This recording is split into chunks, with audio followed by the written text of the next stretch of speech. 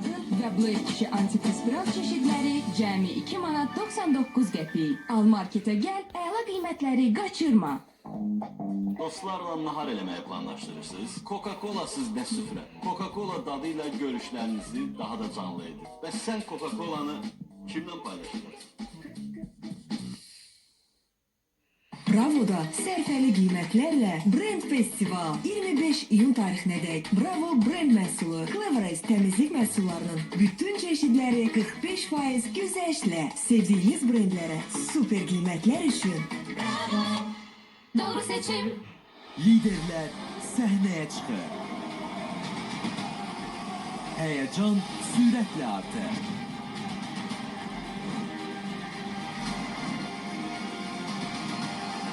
Dünya ulduzları Baksel ilə zəfər yaşayır.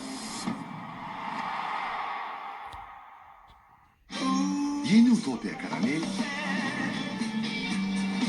ve Utopya Moru.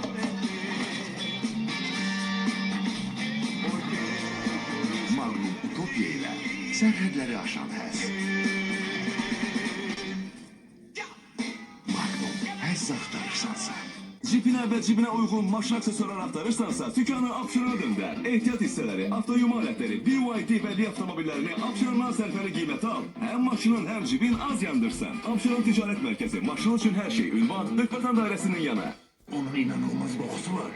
Yad adam! Yad adam! Ben de deniz kulduruyam. Bakın ne taptım. Bu Old Spice'ın yeni 24-7 kalıcı dezodorantıdır. Hiç kimin kokusu böyle uzun müddetli güzel kalabilmez. Ben deniz altındayım.